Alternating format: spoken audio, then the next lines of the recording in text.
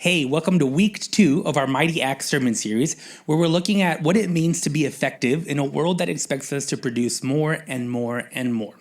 And the way we're going to identify the metrics that make us effective and really make us enough will be by taking a closer look at what made the early church so effective in the book of Acts.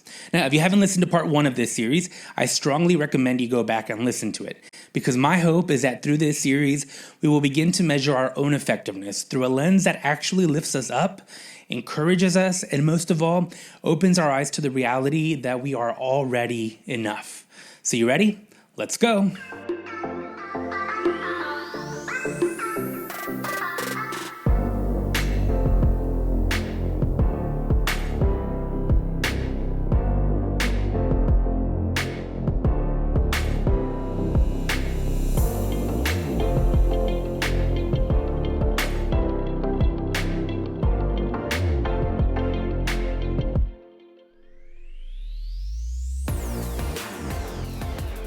When it comes to ministry, pastors are told that effectiveness happens when the church begins to grow more and more, which in some instances, it is the case, right? Sometimes when stuff grows, it is more and more effective, but not always. Let me explain. I once worked for a church that, for a while, experienced gradual growth every single month. New families kept joining the church, the youth group would welcome new people every week, and attendance was noticeably bigger every single quarter. Now, based on that alone, the church would be considered pretty effective, right? Now, to further show how effective the church was, if you asked church members if they thought their church was effective, if they thought the church was effective, they would resoundingly respond by saying yes. See, they loved how the staff would make the building feel welcoming on Sunday mornings. They loved how the pastoral staff was constantly checking in on them when they were sick or in the hospital. They loved that they had a new youth room that was full of kids, and they even loved the classes that were being offered throughout the week and on Sunday mornings. If you ask the people who were already inside of the church, this church was extremely effective because it was meeting all of their needs. But is a church effectiveness based on how happy its members are and on whether it's growing or not? Or is it about making an impact in the community? Now, in my opinion, as much as I loved working in that church, and even the people that I got to work with, we were not very effective because while our people were happy and content, the neighborhood around us continued to struggle with homelessness, job insecurity, diversification, and so much more. Now, this became extremely apparent to me one Saturday when I showed up at the barbershop directly across the street from the church. Now, per usual, the stylist started making small talk with me, and eventually asked what I did for a living. So I told her that I was a student pastor at the church, and she looked at me with these dumbfounded eyes. See, despite working at the barbershop for several months, and even having direct view of the church from her chair, she had absolutely no idea that there was a church there. Now, you could blame her for not paying attention to her surroundings, right? But I believe that the real culprit was us, the church. See, we were so happy inside of our building and things were going great. But because we hadn't focused on having an impact in the community around us, the community around us didn't even realize that we were there. Which, in my opinion, meant that no matter how effective we may have been inside our church walls, until we started to make an impact in the lives of those beyond our doors, even if we filled our sanctuary to capacity, we would never truly be effective because effectiveness requires visible community impact. That is a true measure of effectiveness. Now, before we keep going, I want to talk about the pattern that is used to describe what was happening in the early church. And side note, if you joined us for last week's episode, this is going to sound really familiar. So here's this pattern. So first, the people would hear the good news. The disciples would usually preach the good news of resurrection and of Jesus' grace and love and mercy. And the second part of the pattern, the second step in the pattern, is that people would modify their life accordingly. So they would hear the good news and then they would begin to live differently. The third step is the world began to experience a glimpse of heaven. So the people hear the good news, they start living differently, and because they start living differently, people begin to get a glimpse of heaven because their needs are met, and they really get a glimpse of who God is in their lives. And then at the very end, the last part of this pattern is that there is numerical growth. The church experiences some sort of numerical growth. Now, over and over again, stories about church growth in the book of Acts live into this four-part pattern. And I think it's important for us to understand this for a couple of reasons. One, the last thing that is mentioned every single time is numerical growth, signifying, at least to me, that growth was not a measure of effectiveness for them. Rather, it was a byproduct of effectiveness.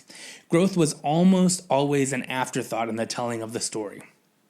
Now, the second reason I think it's important to understand this pattern is because it forces us to question what is truly a measure of effectiveness if numerical growth is so secondary. Now, let me give you a quick recap.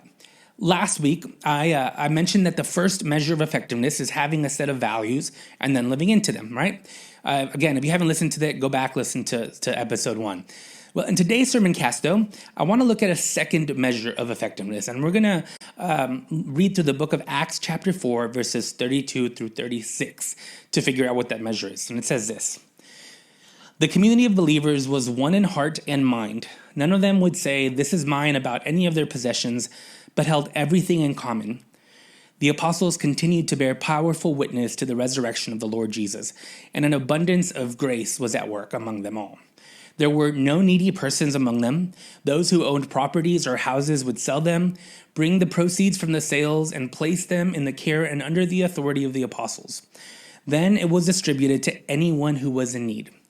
Joseph, whom the disciples nicknamed Barnabas, that is, one who encourages, was a Levite from Cyprus. He owned a field, sold it, brought the money, and placed it in the care under the authority of the apostles." Okay, so first things first, let's talk about how the pattern we identified earlier is present in this story as well. So people hear the good news, right? In verse 32, we're told that the apostles continue to bear powerful witness. In other words, the people are continuing to hear the good news preached and proclaimed by the apostles.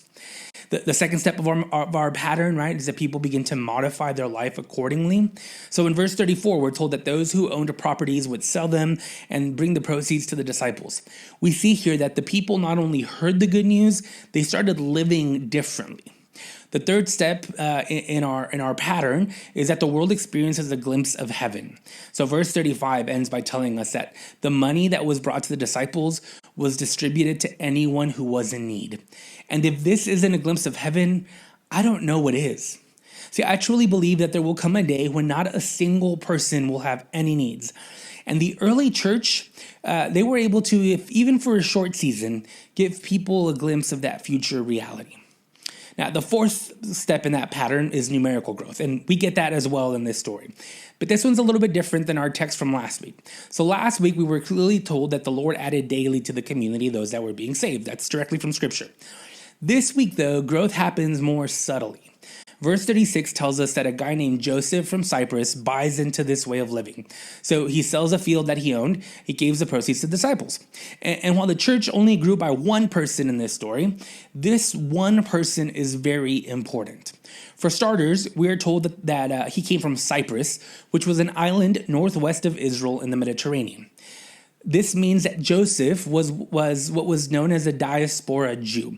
Now, diaspora is just a fancy way of saying that at some point, Joseph's family was forced to leave Israel because someone had conquered Israel and forced everyone out of their homes. So he was a Jew, but did not live in the epicenter of the early church. Now, this is big. While at first glance, it doesn't seem to be an important detail, when we understand where he is from, we suddenly realize that the word about the early church is starting to spread further and further and further. So much so that this guy named Joseph, who lives in Cyprus, makes his way to Jerusalem to become a part of this movement. And if word about the movement has reached him, then surely we can assume that it has reached others. Growth is happening. So again, this four-part pattern that the early church lived through, it's as apparent here as it was in chapter 2. And again, if you haven't listened to the first episode, go back and take a listen to that. Now, it's in the midst of this pattern that we can spot another metric for effectiveness. And here it is. The early church could identify specific ways in which they lived and had a positive impact on the community around them. Now, that's a mouthful, so let me unpack that a little bit. Another way of looking at it is that they not only understood their values, they not only lived out their values, but they could also identify specific ways in which their new way of living was making a very clear impact on the community around them. If you pay close attention, the impact the early church has on its community around them is huge. Verse 34 says it all. It says, there was no needy person among them. What an impact, right? I mean, just think about it. Can you imagine living in a world where there are no needy people around? Can you imagine a world in which no one needs food, no one needs money, no one needs clothes, no one needs a roof over their heads?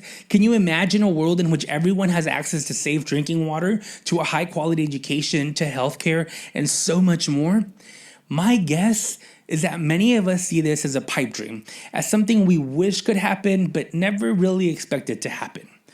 But the early church was so effective at living out their values that there wasn't a single needy person among them. For them, it wasn't a pipe dream, it was a reality. And if it's possible for them, then surely it can still be possible for us today. See, this is what made the early church so effective. It wasn't their growing numbers. What made them measurably effective was that because of them, you could see tangible proof that the community around them was better off. And simply because of the way they lived their faith. And this is also a measurement of effectiveness for the church today. Can we see tangible proof that the community around us is better off due to the way we live out our faith or not? So about 10 years ago, I went to Detroit, Michigan for a seminary class to learn about church effectiveness. And for the most part, we stayed at this big church with a multi-million-dollar budget, thousands of members, and a huge facility. It was clear to see from the moment we walked into the doors of the church that this church was considered effective and why. And if I'm honest, my mouth kind of watered at the idea of working at a church like that one day. Well, later that week, we visited another quote-unquote effective church called Cass Community Church, which is also in Detroit, Michigan. And I have to tell you, that church was not what I expected it to be. As we pulled into the parking lot, the church looked pretty run down. The parking lot wasn't level, the grass wasn't perfectly mowed, and some of the windows were even broken. And when we went inside, the sanctuary didn't have anything special to it. There were leaks and stains, worn out pews, and the carpet definitely needed to be cleaned. On top of all of this, what struck me the most was that when Reverend Fowler, the pastor of Cass Community, when she told us that they averaged less than 75 people on Sunday mornings, I was just shocked. Needless to say, this was the opposite of the church we had been staying at this entire week. And yet, it was still considered a form of an effective church. And it made no sense to me. But the more time we spent there, I slowly realized what made this church so effective. It wasn't the size of their budget, it wasn't their average attendance, or even how nice the grounds looked.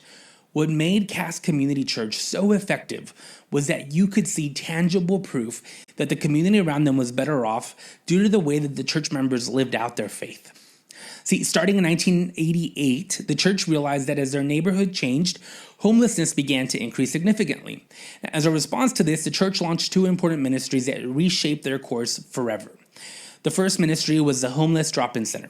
Now, this ministry provided the homeless with a safe place to avoid the elements and to look for jobs, housing, take a shower, do laundry, use the restroom and telephone, and stuff like that. Now, this was extremely helpful because most shelters don't allow people to stay in them during the day. So having this ministry, having this program, gave homeless people a safe place to go when all the shelters were closed to them. The second ministry that launched that year, in that time frame, was the Interfaith Rotating Shelter, which provided a limited number of beds to help battle the insufficient resources that were available to the growing number of homeless people in Detroit. But that was just the beginning. Since 1998, the church's impact on their community has been incredible. For starters, they launched a soup kitchen, which serves over 700,000 meals a year. And the incredible part is that it's open 365 days a year. I got to help prepare food in that kitchen when I visited, and I was blown away. The people who would come in looking for a free meal, they were treated with dignity and respect and like they mattered, which was incredible to see because you don't always see that. They also added housing opportunities to their ministry. On top of the rotating shelter, which opened, they opened many other shelters as well. One of them is a warming center, which was open to adults and children 24/7 during the winter months, and would also provide 3 meals a day for these people. They also launched the family shelter, which is open to families with children from newborn to 18 years of age. And then most recently, they launched the Permanent Supportive Housing Program, which are basically single room apartments that are available at very affordable prices to help people get back on their feet. Now, on top of that, they began creating jobs for people with significant barriers to employment by launching a program called Green Industries. Now, this program combines workers with an income while increasing sustainability efforts in the community. So some of the work that they do includes creating mud mats and keychains made from the rubber of illegally dumped tires found abandoned throughout the city. They also make coaster sets using repurposed wood from demolished houses and glass scraps that they find. And I actually have one of these mats and one of these coasters. One is in my office and one is at home. So they also launched the Cash Free Medical Clinic, which offers medical services at no cost, which includes health screenings, no-cost medications, and even arranging pro bono procedures. And that's just the tip of the iceberg. They're currently in the process of building 25 tiny homes to continue supporting the homeless population. They are creating more job opportunities through the Green Industries program, like the paper document destruction team, which is exactly what it sounds like. They send a team to some sort of business, and they make sure that all the important documents that need to be destroyed get destroyed. And they also have a program called Trading Spaces, in which CAST sends a team of people to load up anything and everything not wanted by a homeowner or a business, and then the materials are reused or recycled. They've also started making planters, like these hanging planters, out of illegally dumped tires, all of this, which has helped create more and more jobs for homeless people. Now, while the church didn't have a modern building, fancy cars in the parking lot, and a multi-million-dollar budget, all things which tend to be connected to effective ministry, it did have something very important. It was extremely easy to see tangible proof that the community around them was better off due to the way that this church was living out their faith. Now, what I love about this church is that based on the traditional metrics, the church was struggling. But if you go beyond those metrics and insert yourself in the community, you realize just how necessary this church and its people are. And that is true effectiveness. So what does this have to do with you and I today? So I don't know about you, but there's this little voice inside my head that constantly stirs up doubt within me. It's a voice that tells me that I'm not enough.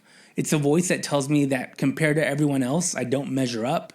It's a voice that constantly measures my own worth based on how much I can produce. It's a voice that has the power to make me completely doubt my own effectiveness in life. And I think that if we're honest, we all have a voice like that following us and speaking into our lives every single day. For some of us, it's louder, and for some of us, it's different, but we all have that voice in the back of our heads. But here's the thing. Just like these two churches are considered extremely effective for completely different reasons, you too can be effective without trying to measure up against everyone else or trying to be someone you're not, or even sacrificing your own values in order to quote unquote measure up. See, your life has the ability to make an impact on the community around you in ways that only you can. You can help mow someone's yard. You can care for wild animals. You can check in on your neighbors. You can write a note to someone who needs some encouragement. You can smile at strangers. You can provide a meal to someone, volunteer with some organization. You can start your own nonprofit. There is so much that you can do. See, your effectiveness is not based on checking off a certain amount of things on this imaginary effective list of things to do. What makes you an effective person is your ability to make an impact on the world around you in ways that only you can make. And because whatever it is that you do, you are the only person who is able to do that. And if you live into that, if you live into who you've been called to do, it will be extremely easy to see tangible proof that the community around you is better off because of the way you chose to live out your faith. May it be so. Amen.